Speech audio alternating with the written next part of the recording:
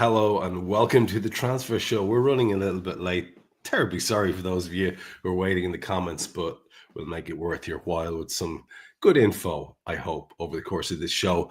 I'm Trev Downey. I'm podcasting to you from my field here in beautiful rural Ireland, and I am joined by our transfer guru, Mr. Dave Davis.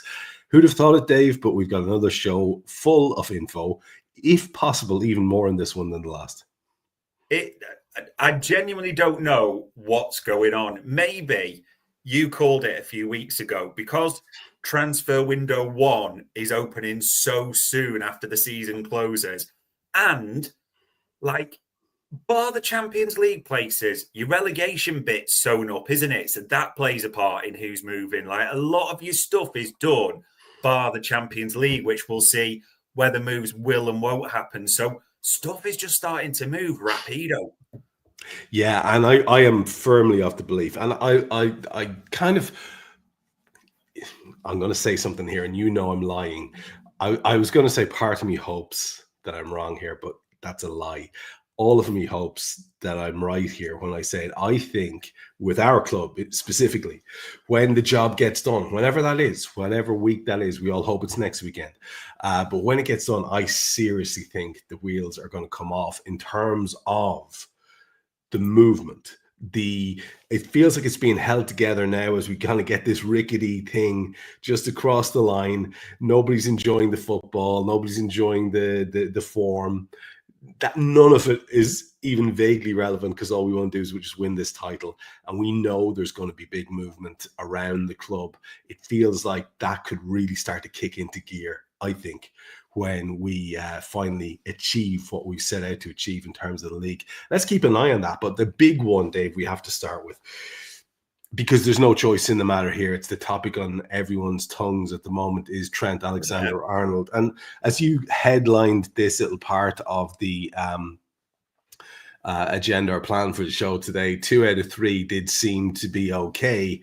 But what now? Because lots of people are getting very giddy, Dave, on the back of Trent's winner, which is a huge boost to us. 3 of the 6 points that we need to get ourselves across the line. On his return with his left foot.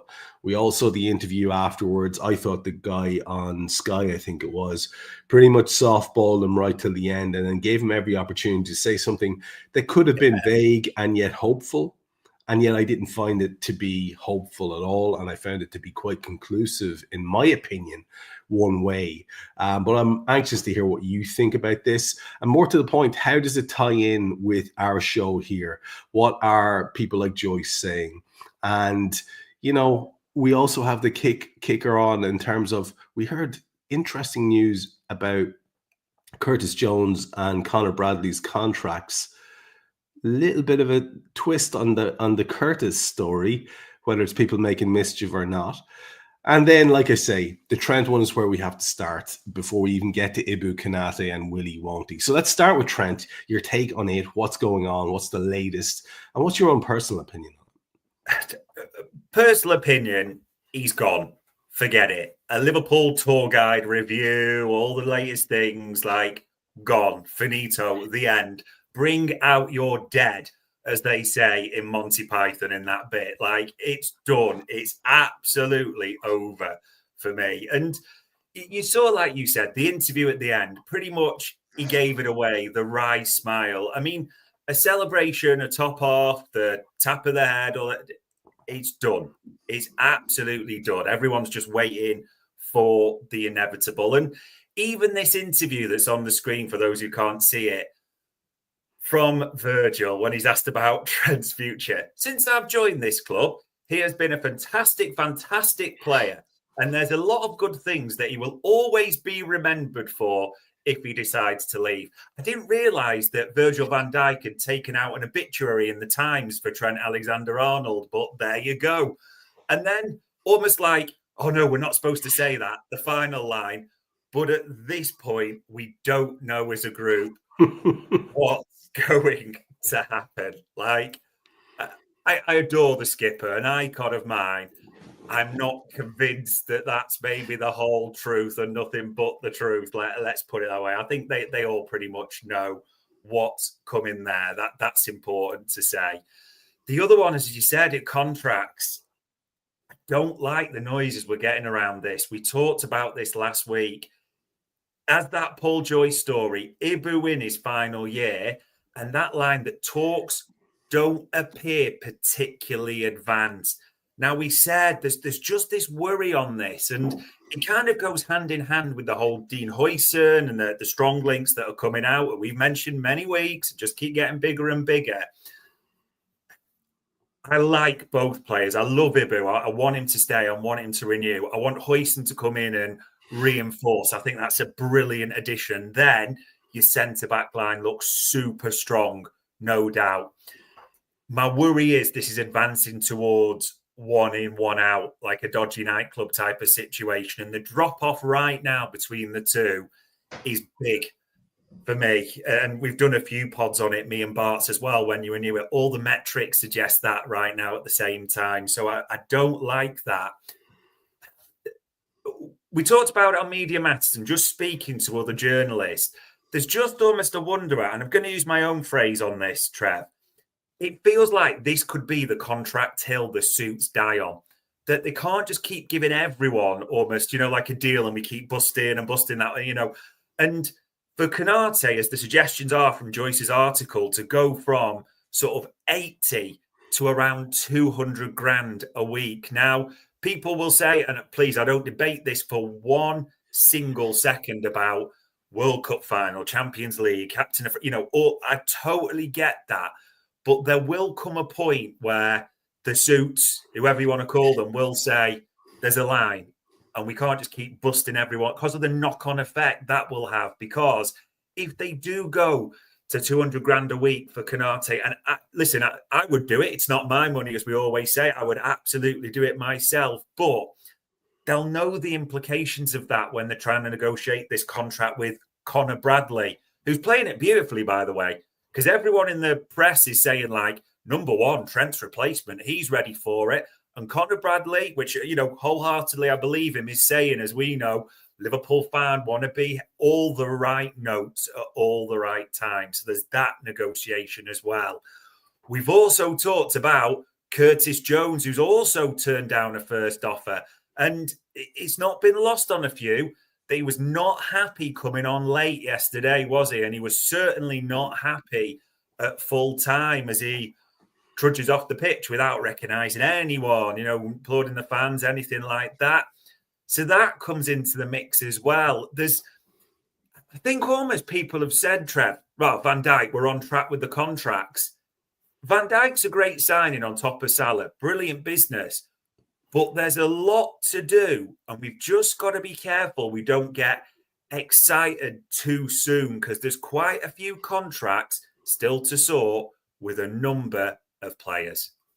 The Curtis one, just for the sake of teasing it out a bit, I think people are talking about, like you said, the fact that he went straight off the pitch as opposed to having any moment to celebrate with the away fans, who were, to be fair to them, incredibly effective, I thought, at the weekend. Hats off to the travelling cop and anyone who made up its number. But I will say this, it's going to stick in the craw of any lad, but especially a Liverpool lad, and you don't get much more Liverpool than Curtis, to be hearing about the Scouser in our team and the chant and the delight and the reveling in Trent Alexander-Arnold, when the likelihood is that Trent knows, just like Virgil knew when he was saying what he was saying, that lad's on his bike.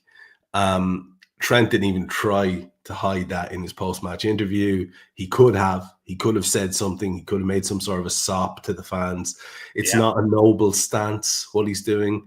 I won't speak on my situation. He tried to spin it around. I've heard some people try to talk about it, and some people have their heads buried in the sand about this. It could still happen.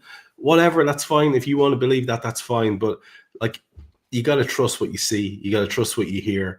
And when I saw Curtis heading off down the tunnel, I was thinking, it might just stick in my craw a little bit to be hearing the Scouser in our team about a lad who's about to jog on to Real Madrid while you have been dropped effectively for a subpar Dam Szoboszlai, and he's been subpar for a good while now, if we're being honest. And a subpar Gravenberch as well. and you can't get in the mix there. So I can kind of understand it. I don't like that ever, but I can kind of understand it. Yeah. And you can see where people are creating a narrative around that.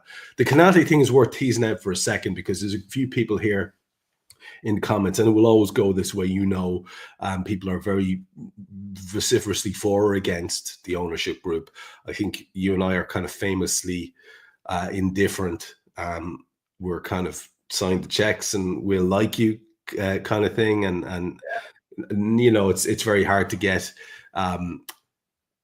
any warmth at night from a well-run club. Doesn't really do it for me. So it is what it is, and you can be all sanctimonious about how well run we are and all the rest of it, but we want to see our squad treated properly. If Ibu Konate goes, Dave, let's just tease that one out for a second. The money boys go the way you think they might go, and they do die on that hill as it is, and they say, yeah, you know what, this is the one where we draw a line, because we can't be doing that with everyone. We have a few exceptional footballers and we give them exceptional wages. And sorry, lad, you're just below the line of exceptional right now where we stand. Say they do that, we are left then with Kwanzaa, who it looks to me like the manager might not be 100% on, and Joe Gomez, who can't keep himself fit. Wonderful footballer and all as he is. That's not tenable. That is not tenable going into a season, is it? In any way, shape, or form, we can't do that. I'm by the way, I'm including a recruit for Ibu. A recruit for Ibu. Say the kid Huijsen. We get him. We have Virgil. We can't go with just Kwanzaa and Gomez. We can't, because Kwanzaa isn't necessarily that fancied, it seems, and that could change, of course. But Joe, we can't rely on Joe. He's great, but we can't rely on him. So it doesn't seem to me that will be adequate. What do you think there? That's why I'm hopeful there will be movement and recruitment in this particular area.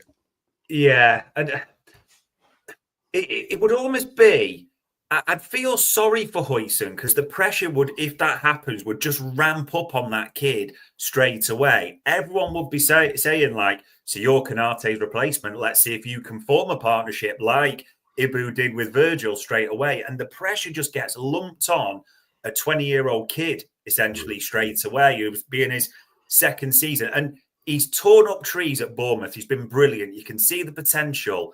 But there's still the gap, with greatest respect, from Bournemouth to Liverpool is ginormous.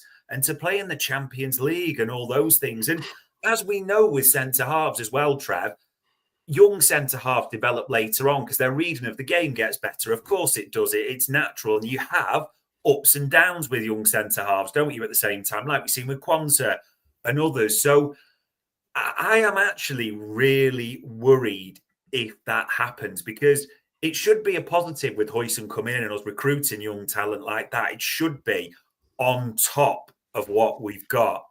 If Ibu goes, you're all of a sudden going, yeah, we kept Virgil van Dijk, massive positive. But now you've got an injury-prone 28-year-old, a 20-odd-year-old that Slot clearly doesn't trust, if that's what it is, and Huijsen, who there's massive pressure to come in and be Ibu almost straight away. So like you think, I think we need another fifth experienced centre-half who we can plug and play straight away alongside Virgil and, have an option there. Otherwise, it's a bit of a worry. But the easiest option is just get Ibu renewed and then everyone's happy. But I am worried this is the one that line is drawn. I really am. Yeah, and I can see where you're going with that. It makes sense to me. But when you also take into account, we're going to be doing a show about right backs, because we're both, just to wrap this up, you are very much of the opinion, aren't you, that he's on his bike, Trent? Yes. 100%. So we are going to be having a show this week about right back potentials, replacements. And we just did one on left backs because we've spoken about that at length on the last show. So there could be tremendous amounts of upheaval. And the more, I think, continuity we have there, the better, especially with really fantastic footballers like Ibu Konate. However, we can move on now to some interesting bits and bobs in terms of ins and outs, because the Trent thing, I think, is beyond tedious at this stage for all of us. And he's the one who's making it that way. but you've got some great Liverpool and Chelsea related links, including Chelsea kind of getting the better of us. Chelsea kind of putting in the cheekiest of bids for someone an awful lot of people won't believe. And us again being rivals for up and coming talent like Huijsen and Hato. And you've even got an Ornstein tie-in. So let's hear the Chelsea-Liverpool crossover in terms of the stories we've got out there. We mentioned this one a few weeks ago, and again, it's just starting to come out in the mainstream areas. Probably pronounced his name wrong, but Dario Sugo, currently on loan at Las Palmas, Sporting Lisbon player, that Chelsea beat us to him, mainly because Chelsea can give those 8 years plus a 9-year extension, £8 million a week deals that we're just never going to for young midfielders. So they will beat us on a few deals if we compete like that.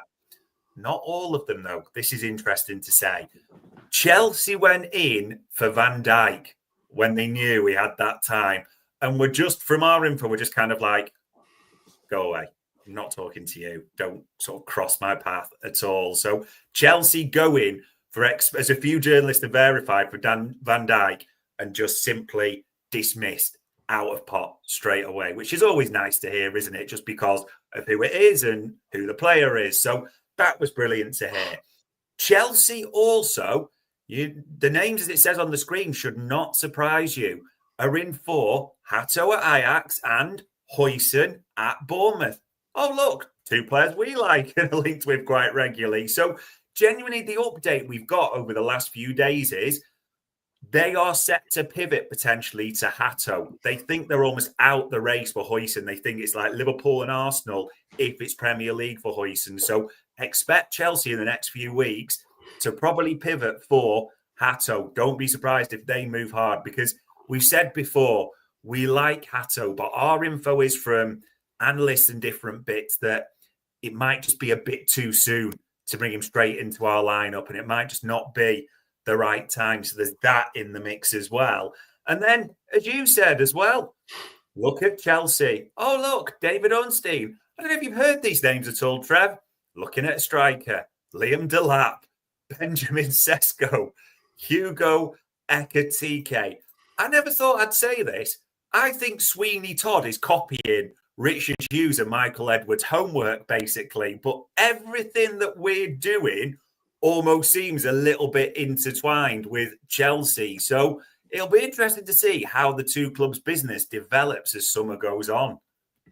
In terms of, so in terms of pulling power, shouldn't really be much comparison. All right, you're talking about hopefully sooner rather than later the option of going to the champions. Yes, a team that's likely to undergo some significant turnover, but Chelsea with Maresca, that project is very much it could or it could not.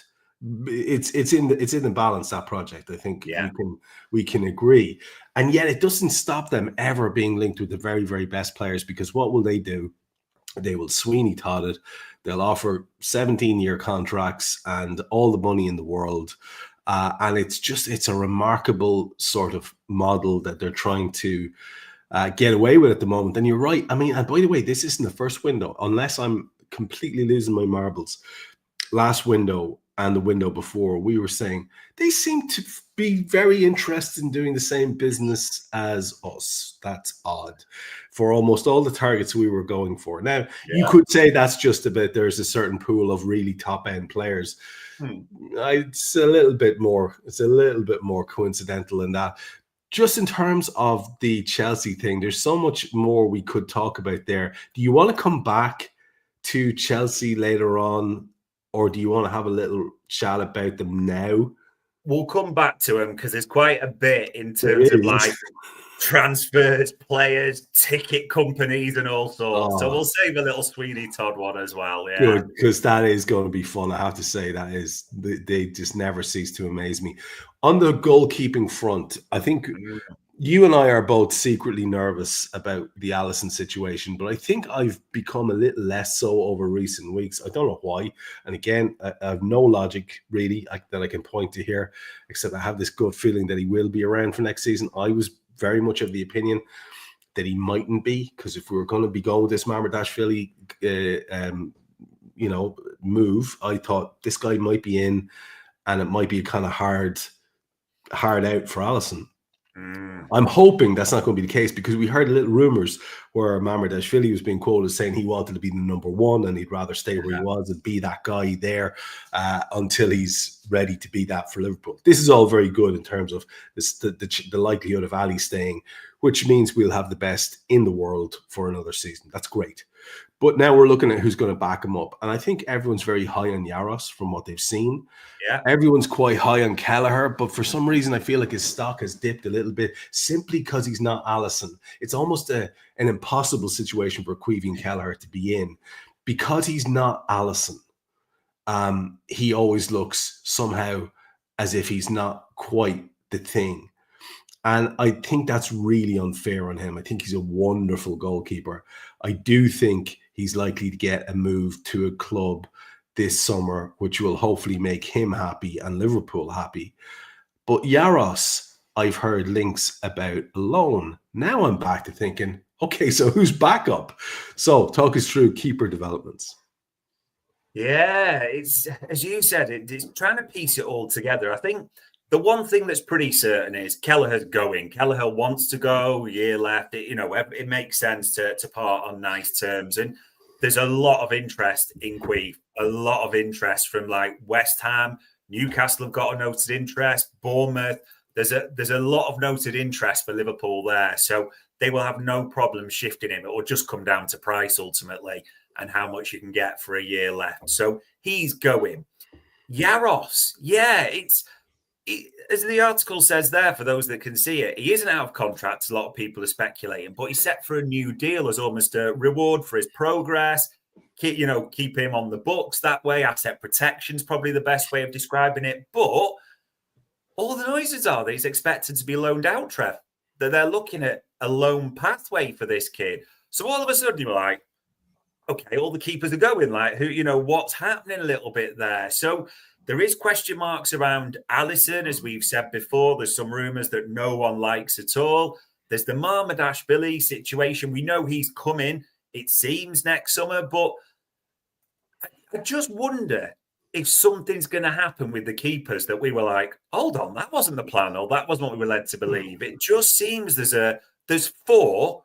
One is certain to go, and the rest, you're a little less sure where it's going to land on. But yeah, it will be one that I think a lot of people have just assumed will happen. Like, I keep seeing no, it's fine. Like, Alisson number one, Mamardashvili will have to come in at number two and compete and it'll all be fine.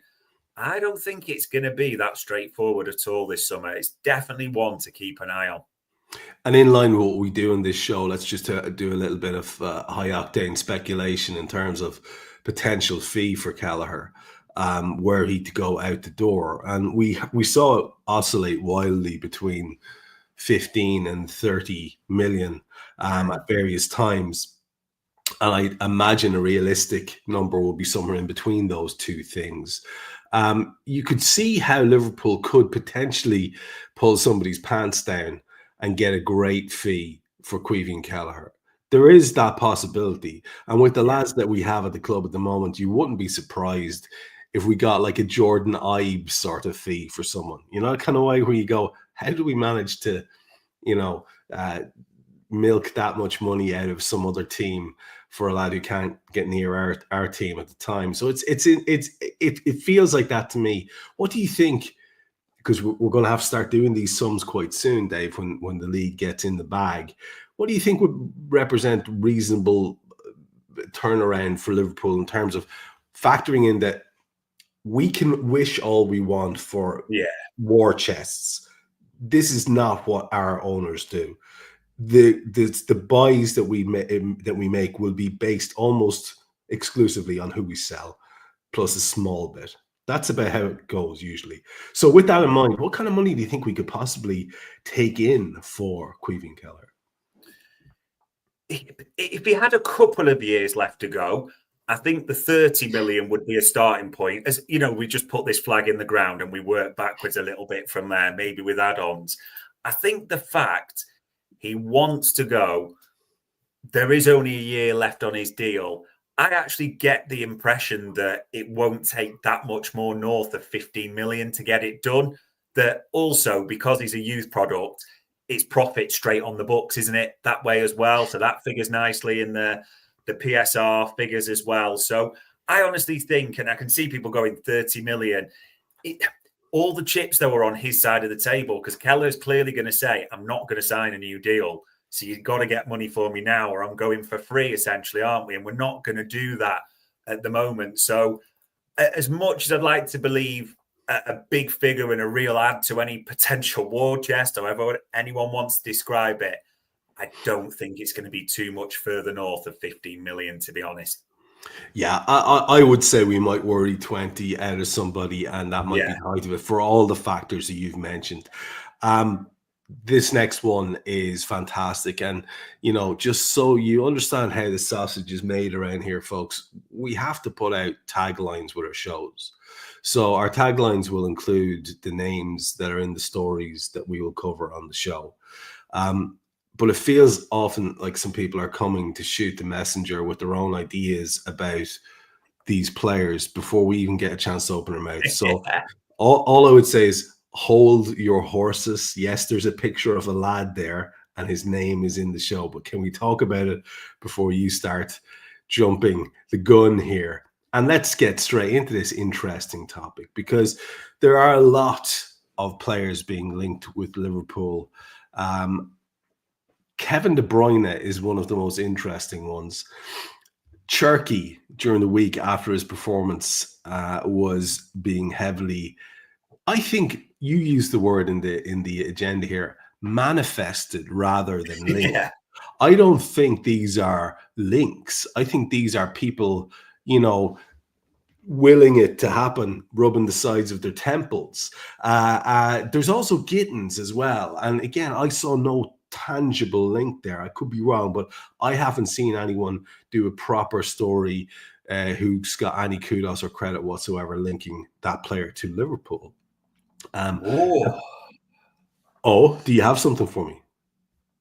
This is the most interesting one that I got today of the whole show, without doubt. And that is not going to be true for the first two, because as you said, KDB there. And he did an interview in the tunnel, didn't he, after the Everton game, where he was I think he came across a little bit salty, a little bit like, I'm not happy that this has happened. And he name-checked a couple of City directors and said, well, we only sat down for like 2 minutes. It was a business-like meeting, I was kind of told.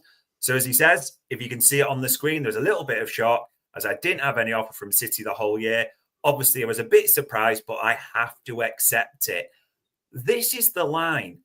I still think I can perform at this level, but I understand clubs have to make decisions. Now, he kind of said something a little bit towards that the other week, and people have quite rightly clocked this. This is not sounding like a guy that's getting ready to check out, for a big Saudi payday, or I'll head to the MLS for a bit of sunshine because I'm in the last bit of the pension milking type of thing.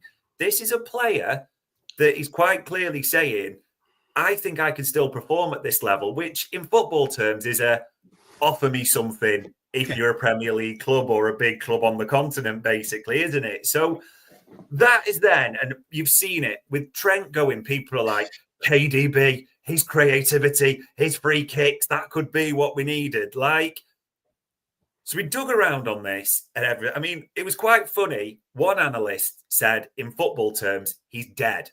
His legs have gone. Literally in that regard. You can't get anything on this. And if we all put our sensible non-manifestation heads on, FSG giving big wages to a 33, whatever year old is, it's not happening, isn't it? We're not like Thank you. That's the point, dude. That's the point. That's the beginning and the end of this story. Someone pointing out in the comments there that this is a fan media thing. Well spotted. This is what we're doing here. We're discussing the stories that are out there. We don't pretend to be broadsheet because we wouldn't want to be that shite. What we're trying to do here is talk about any information that's out there. Kevin De Bruyne is an interesting option that is available to clubs, so it is only correct that we talk about him, especially seeing as he's not hiding away, as you said. He's not off to take the Saudi bag and enjoy his semi-retirement. He wants to keep going. So the only factor here is, can anyone see a world in which FSG would pay the kind of wages Kevin De Bruyne would want for any period of time, even if it was only a 1-year contract? I don't see that. And I think that's where the story lives and then dies, as far as I'm concerned. Love to be proved wrong. It would be tremendous crack if we could have that lad around for a year, regardless of people wanting to bag on him and your mate saying he's dead. So the other two that we need to talk about, though, or the other two that we mentioned, let's go to Cherki first before we get into this Gittins link. Cherki did well in the week. Cherki is a player that a lot of people like. As Dave Hendricks said in the show, he's a tremendous YouTube player in that you can put together a lot of moments of Cherki, and he looks like a proper world beater. I haven't seen enough of him for me to say I have a definitive opinion one way or the other. I'm not that guy. I'm not one of those spoofers who pretends to know if I don't, and I don't with this kid. I've seen him play a few times. He is quite eye-catching, but then when he's not doing anything, he's not doing anything. So I don't know if he's the kind of player that will fit with Arne Slot. I'm not sure.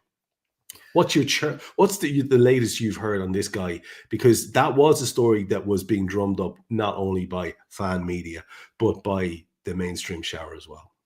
Yeah, whenever you ask around about this, you kind of get oh my God, has this name come up again and again and again? It's almost like the new Marco Reus, isn't it? All this time later a little bit. And Liverpool have watched Cherki. Like, everyone knows Leon's financial situation. So if Liverpool wanted to do it and other clubs, a fee of around 25 million or so could well get it done.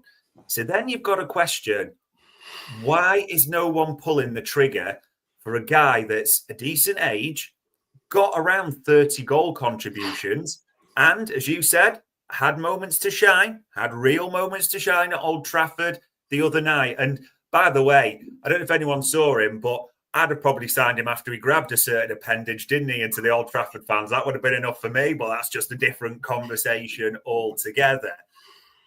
Again, when you look at all his metrics, and me and Bart's are going to run him on TMM the other night, Trev, you think Mo Salah doesn't defend? Mo Salah looks like Gattuso compared to Cherki, in all honesty.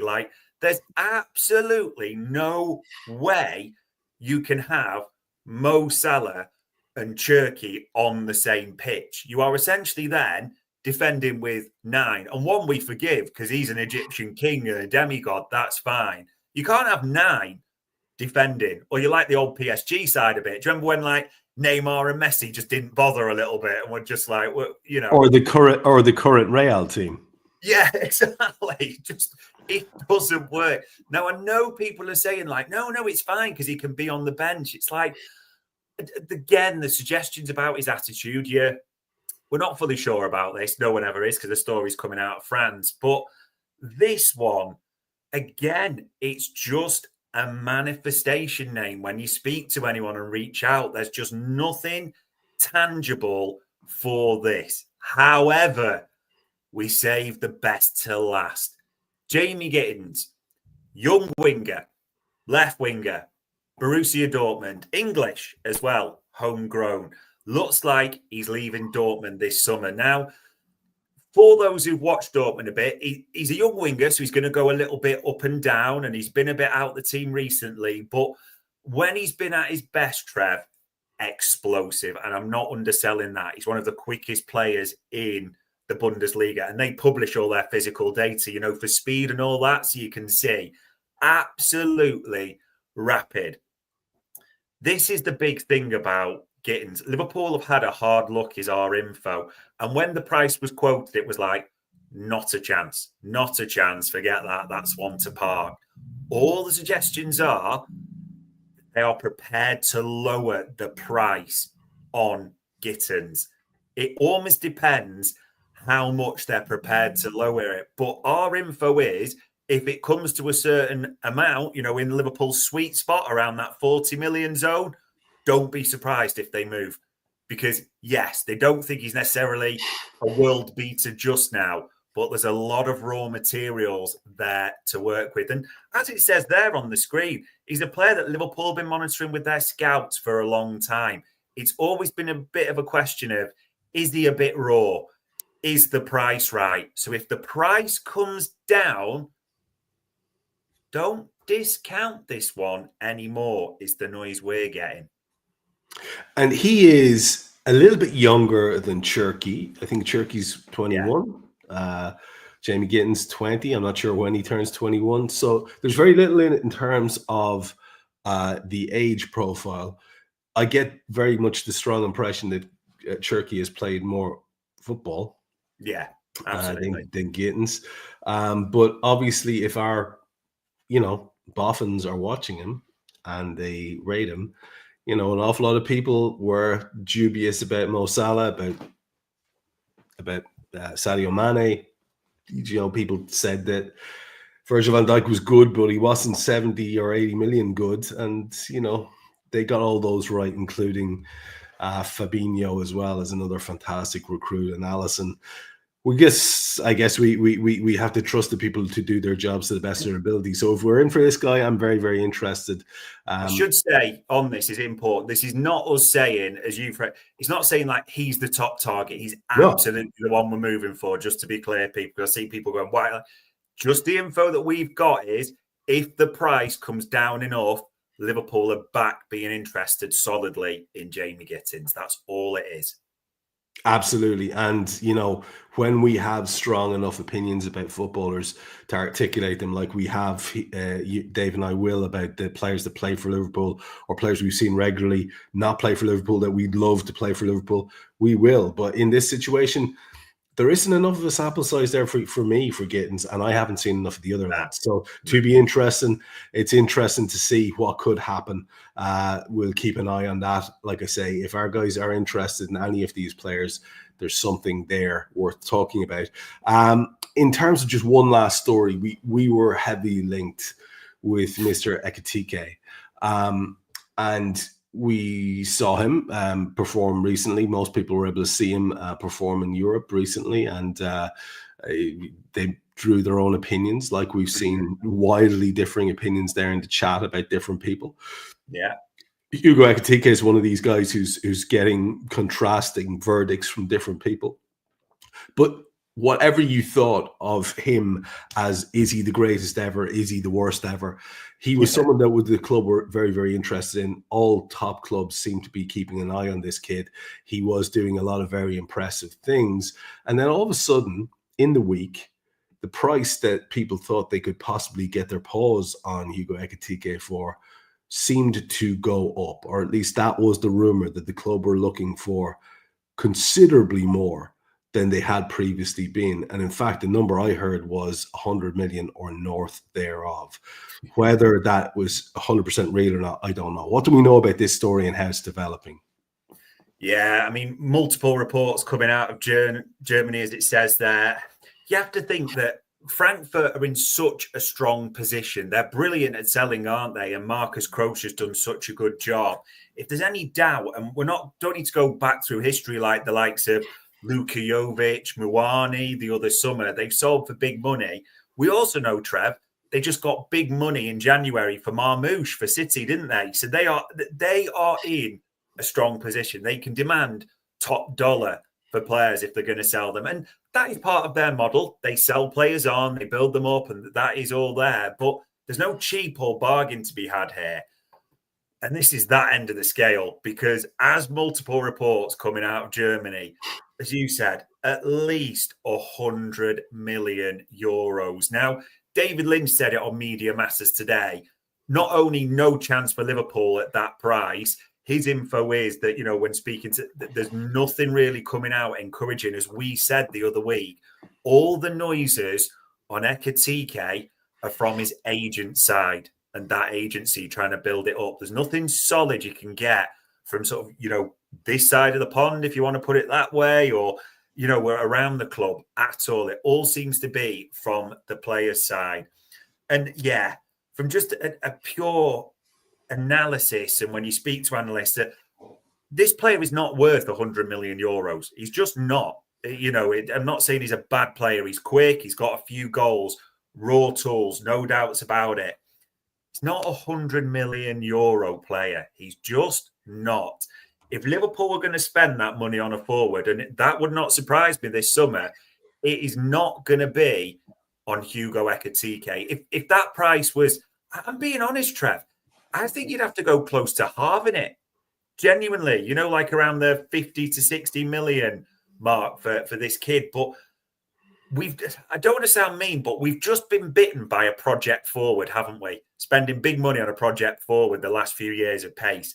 That was a move they are not going to repeat. It is not going to happen. So, in simple terms, if that price is true for Hugo Ekitike, we talked about it the other week.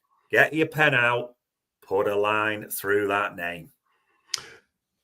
For the record, seeing as we're manifesting, I'm going to do the rubbing of the temples thing.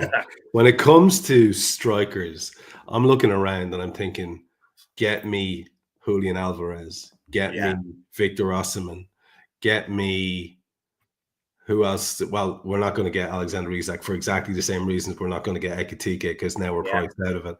And we might be priced out of all the rest of those. I don't know, but you're right. I think the days of us going for a potential and paying big money for that, no. I don't see that being a possibility for us. If it ever, people thought it was going to be, I just don't think that's realistic to think about at all. Obviously, Gyökeres as well, please. Yeah. Anyone who's just got numbers coming out their ears, let's just do that. In terms of looking around to non-Liverpool stories for a little while, we can have a look at the Premier League in general. And Villa are, you've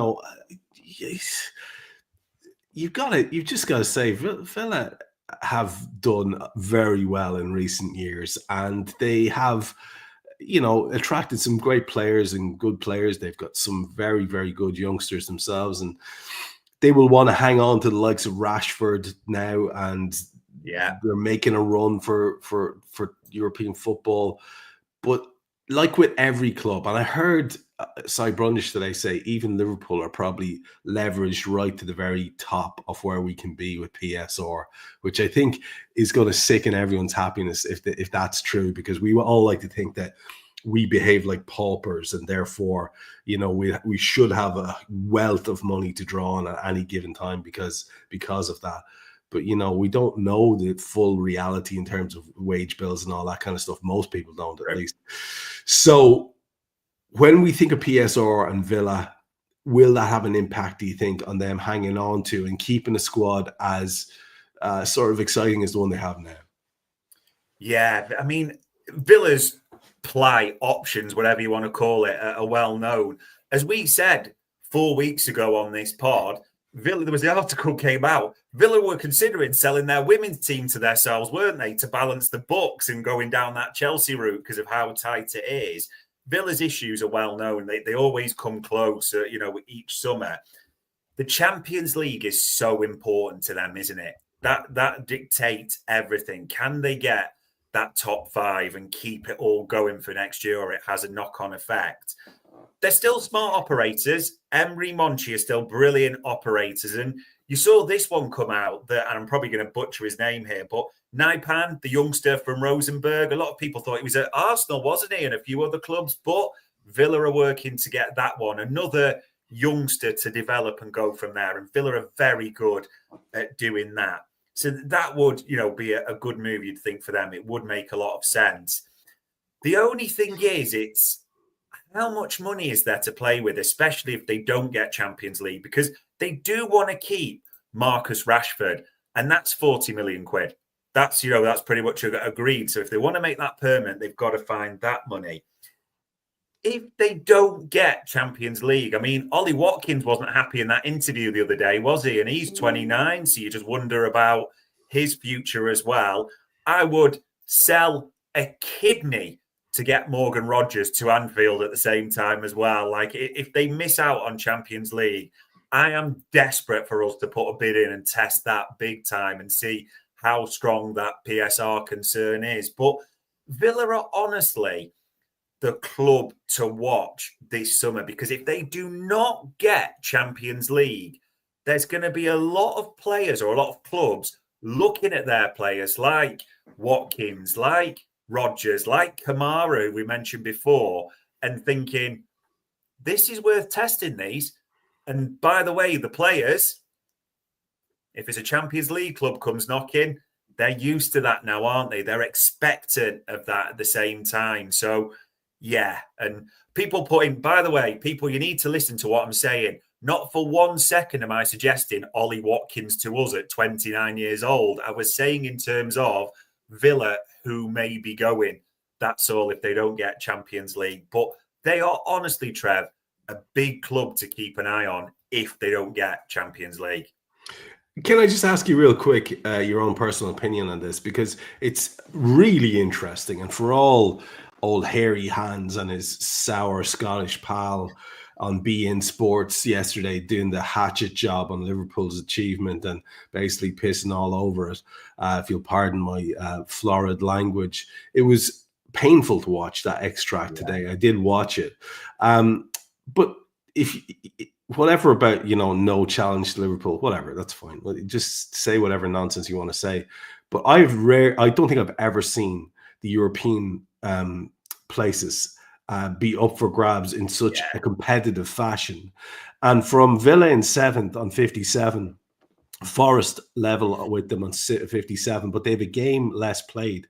So if they win that, they go to 60. They'd be again outright third. But it's Newcastle, City, Chelsea, Forest, Villa.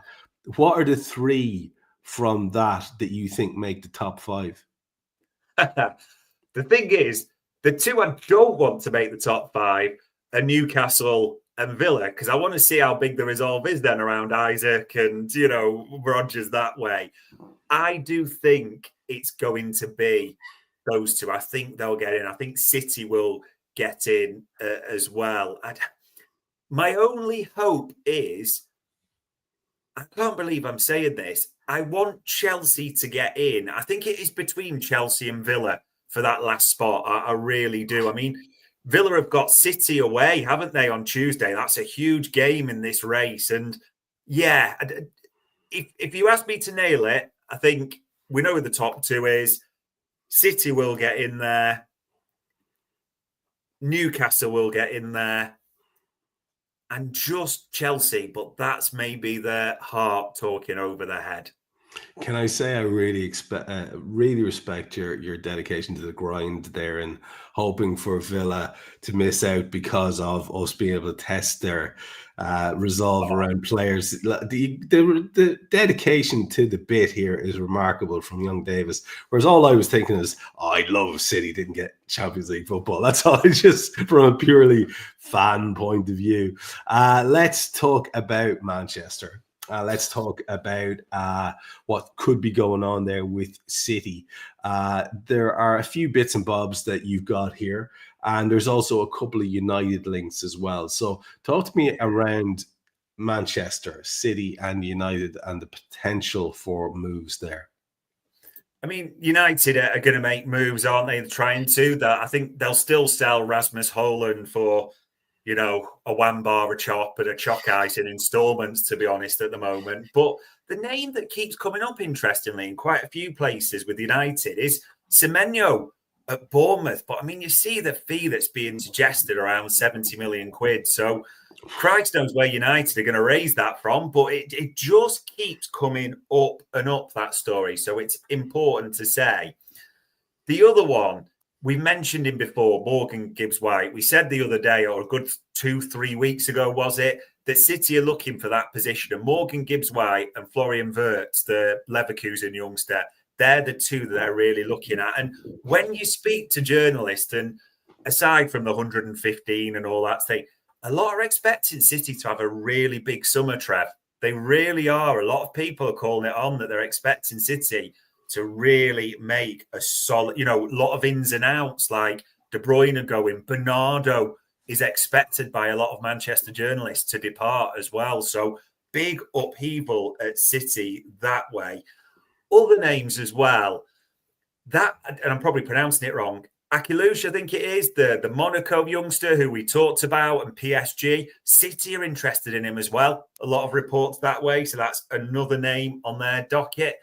And this is one a lot of journalists will tell you they expect to happen. I've actually never seen this guy properly play, but Porto goalkeeper Diogo Costa expected to go to City in the summer. And we almost forget last year, Edison had one foot in Saudi, didn't he?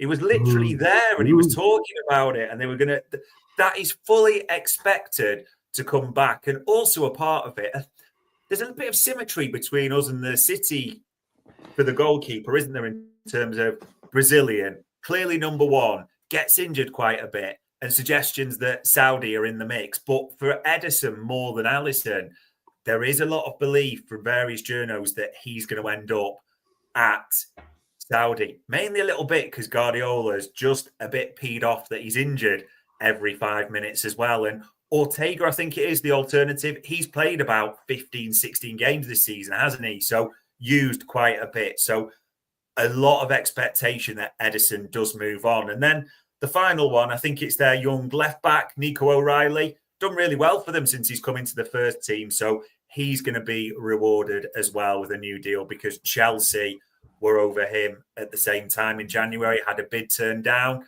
Kid Sean, honestly, as much as I mentioned Villa, if they don't get Champions League, I am not going to be surprised if City make massive moves this summer.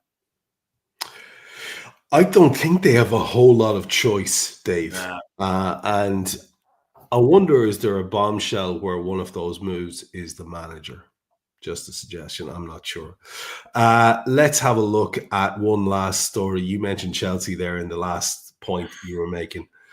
Let's talk about Chelsea because it's not even in your agenda here, but I know we're going sideways to a fun story about Chelsea. Let's start off by being on message here and talking about moves. I know there is at least perhaps a defender link and a couple of other bits and bobs, but not the usual amount of stories around players with Chelsea, but there is a good Chelsea story that I know you're going to get to as well. Yeah, we mentioned the strikers. Funnily enough, Chelsea have realised that buying 27 wingers doesn't really give you enough goals or a central point that you need. So we've already mentioned that one. And also they're looking at experiences at the back, as David Ornstein said. That's what they're targeting. Hence the move for Virgil van Dijk, which is still just funny to say, really, isn't it, at the end of the day? But Kim, the Bayern defender, there's quite a few suggestions in Germany that it's not obviously going brilliantly for him at Bayern for various reasons. He's had quite a few injury concerns. That Chelsea are linked with a few other clubs, but Chelsea is specifically looking for experience because they've got a lot of centre halves, but they tend to be young, don't they? Like Colwell, that a real experienced head, if you want to call it that. So that's something to keep an eye on. And the other player, I've not really watched Liga, and I'm not an avid watcher. I wouldn't lie for that for 1 second, but Chelsea's Andre Santos is on loan at Strasbourg. We're having a real charge. The Beluco company, which we'll come to as well, in Liga and doing well, pushing for the Champions League places. And this kid has shone, the Brazilian Andre Santos. So quite a few stories that Bayern Munich and others have asked about him as well, but expected to come back to Chelsea. You know, Bayern have said if they're going to sell, but I just don't see it. It feels like he's going to come back. And then Chelsea have broke 3 records this season as well, Trev. Not for selling hotels to themselves, not from selling, youth teams, women's team, anything like that to themselves. Ticket prices. Chelsea had that famous £5,000 ticket, didn't they? And people talked about that sickeningly. They had the most expensive season ticket ever as well. And as Sky Sports News Expose reported today, from digging, ticket prices inflated by like 250% to an American company who were just, offering top whack to, basically anyone who'll pay it. Who owns that company? We mentioned this a couple of weeks ago, people. Todd Bowley. This is part of just I kind of respect the hustle of Chelsea's accountant in terms of sell the hotel to themselves, sell the women's team to themselves, inflate the ticket prices, create a ticket agency under the owner's name. I kind of respect just the sheer hustle, the sheer grind that goes around it. I love it because it always gives us something every single summer.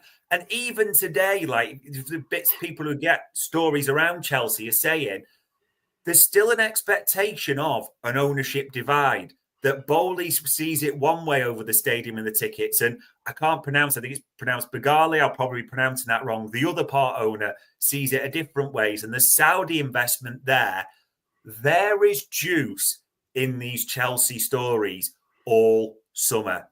Hate the club, love the transfer dealings. Every time. And can we also say respect to whatever legal team they've surrounded themselves with? Because everything they do sounds so illegal, and yet it's obviously fine. They just keep doing these mad things. Remarkable stuff. Let's finish with a quick tour around Europe and Real Madrid to start off. And of course, now that they can't win their 70 millionth European Cup, the stories about Carlo Ancelotti will start. I think they would have started even if he had won it, to be honest. Right. I think it's sort of like around about that time for Carlo. But one of the links ran during the week, and it was tied into that ridiculous story about the tour guide, that's what I couldn't understand. Did you hear the great news? Oh, Klopp to Real. How is that great news for Liverpool fans? I never got that. That was one aspect of that story that just made me think it was made up. But anyway, Klopp was linked with Real. Florian Wirtz, the aforementioned, has been linked with Real. And Jon Ornstein has an angle too, including Xabi Alonso. So talk us through Real Madrid, because it could be relevant, very, very much so to Liverpool in terms of a certain player we were talking about earlier on. Yeah, like you said, I don't think there was any real surprise when this story came out. We all knew the axe was going to fall on Don Carlo, probably if they'd won anyway. But yeah, it's probably more about the successor, isn't it? Because Don Carlo going to Brazil, I think everyone's expected this to happen. Xabi Alonso named, and even today, the Leverkusen board and their CEO coming out and saying, we have an agreement with Xavi for clubs he's played with before, a gentleman's agreement. Everyone just expects this to happen now, don't they? Everyone expects Xabi Alonso to be Real Madrid head coach by the start of the new season or by the summer. Which then also, and people still putting Klopp to Madrid, as Jurgen Klopp's agent has come out and said, no, Kloppo was very happy being this kind of Red Bull figure and just traveling the world, watching a bit of football, playing a bit of paddle tennis. Like, he's happy as he is right now. Being a granddad, as people are saying as well. Like, just that's his lifestyle. He's happy. Fair play to him. He's more than earned it. But Florian Wirtz, as you mentioned, that is a player that's very much on the radar of Manchester City and Real Madrid. And Bayern Munich, I should say, as well. 3 big clubs for a talent that you can get, potentially. Now, Xavi coming across. Oh, look, where's Xavi right now? Leverkusen. So people are speculating a little bit. Does that tip the balance towards them and, following his head coach and all that, having a word in his ear? Who knows? But plenty of developments with Real Madrid going to happen. We shouldn't really be surprised, as you said. It's what they do. They win 80 billion European Cups and just change the manager pretty much every other season. When Don Carlo has 2 years there, we talk about tenure at Real Madrid, don't we? But it's just not the way it works. Can I ask you, in all the trolling that you've done over the last couple of seasons that we've been doing this show, have you ever heard one story about Florian Wirtz to Liverpool? Because I find it weird that there hasn't been, and I haven't seen it. Yes, Liverpool. I mean, he's a player Liverpool are fully aware of. They've watched, scout, all that type of thing. The problem is, for Liverpool, it's the fee. It's not a fee in our ballpark, is it? As soon as you go in north for that type of money, I mean, the thing about Liverpool is everyone's like, oh, we don't spend money. Well, they will in certain situations, like 75 million for Van Dijk, 60 odd million for Alisson. If they really think, this is big, this is going to change the debt or move the needle completely, they will do it.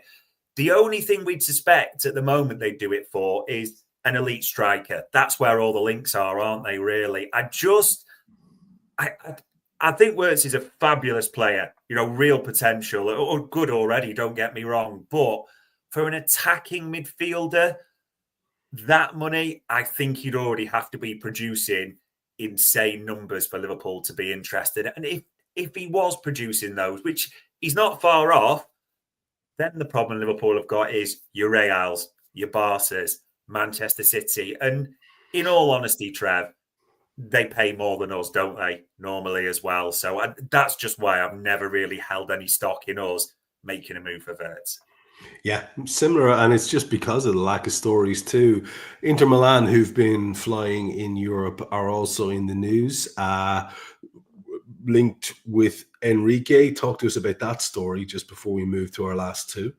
Yeah, I mean, Luis Enrique clearly wants out of Marseille. It's a bit of a troubled club, isn't it, at the moment? And linked with Forest not that long back and Newcastle, if they got the Champions League, which you thought, okay, that would be a great move for them. But how does young Luis see that? And this came out this week that, yeah, advanced talks now with Inter Milan. That's sounding more like it, isn't it? Yeah, France to Milan. Yeah, total package somewhere around 45 million euros. And you look at the other report, Bayern interested as well. With the greatest respect and not wanting to upset any Nottingham Forest fans or Newcastle, this always felt more plausible, didn't it? An Inter Milan, a Bayern Munich. And you know which one the lad would pick at the same time. So before we finish with a little bit of chat about the Saudis and what they might be doing in terms of throwing money around, let's just finish with in terms of our tour of Europe with Nico Williams, who has been linked with Liverpool on several occasions and many other clubs as well, a highly sought after talent. Seems to be one of those ones that divide people wildly in comment sections, but interesting to see that the links with really high level clubs never stop for this guy.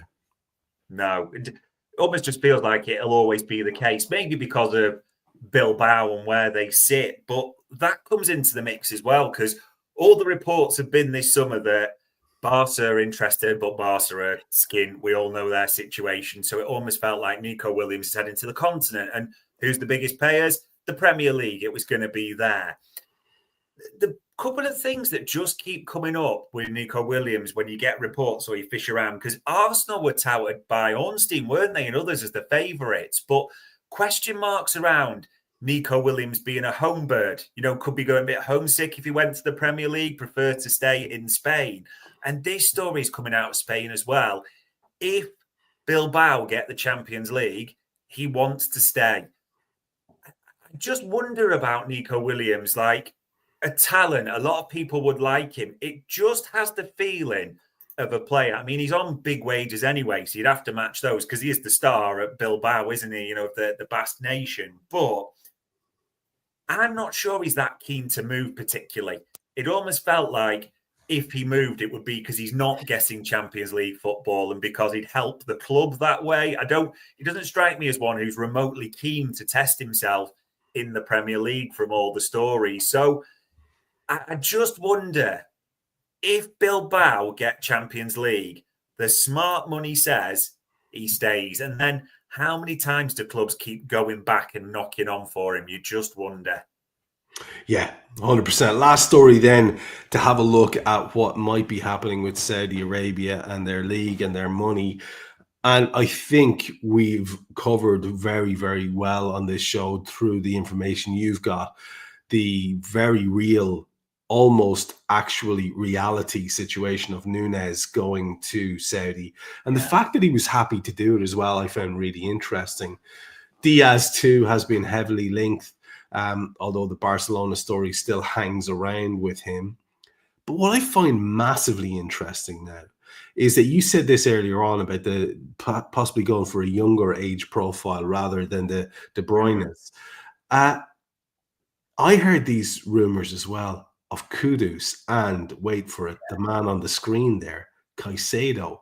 Now, I'm sorry, but if they start digging into their bag and bringing out the kind of money you need to get those two boys to go, this is as well as our two lads, this is getting really back into the disruptor mode, which was so both interesting and unsettling when we started this show. So what do you have on those stories for us? Yeah, again, we mentioned this about, it was about 4 or 5 weeks ago when we said, at the encouragement, and you can't ignore this, people, we said it 4 or 5 weeks ago, at the encouragement of Premier League clubs, there were Saudi reps at the last Premier League meeting. You know, when all 20 meet up to discuss rules and certain things, at the encouragement of Premier League clubs. And it works both ways, because as much people talk about disruptors, there's a lot of Premier League clubs that will happily sell for top dollar, won't they, Trev? And will encourage bids and that money. So they were there as guests, just to be clear on that. And it's funny now how stuff's really, with the Club World Cup around the corner, starting to accelerate, isn't it? Like we talked about Nunes, as you said, Diaz, that offer. But Kudus, yeah, absolutely getting info from that the Saudi interest in him. If you can't see the screen, as a few are reporting, Chelsea's Moises Caicedo is interested as well there. The other thing to say is that we got the other day, Saudis want an experienced goalkeeper. When the Club World Cup starts, they still believe they need an experienced goalkeeper in the stick. So the stories with Edison, maybe again it revitalizes in the worst way with Alisson at the same time as well. But I just don't know where this is going to go. And it's that Club World Cup that throws it into the mix. They have potential, even if it's just for a small window, to be real disruptors. And dependent on how hard they want to go for this Club World Cup, even a bit of a paradigm shift as well. All we'd say really from the info we've got is, don't discount more Saudi stories coming out very close to the end of the season. Yeah, I mean, pretty much right up our alley, this. And especially if it is an option for us to make big money for some lads who are looking to leave the Liverpool squad, and will therefore free up cash for us to do lovely new signings. So we're all happy with that. We've gone long. We were 5 minutes late starting. That was my fault. So apologies if you were listening live or wanting to watch along live. But we are going to be back with you very soon. I'm going to leave the last word for today, because we have gone long, with young Davis there. Dave, tee up for the listeners as I say goodbye to them what we've got coming up before the end of the week. Yeah, we did the full left back focus. We've got to talk right backs. When people are taking their shirts off, sticking it on a corner flag, giving interviews, when there's a youngster there, when there's young players being linked, there's manifestations and all sorts. You've got to tackle right backs this week and all the latest around that. So deep dive on that coming up at some point this week. Well, I look forward to it, as I always do. We will catch you then. Good luck for now.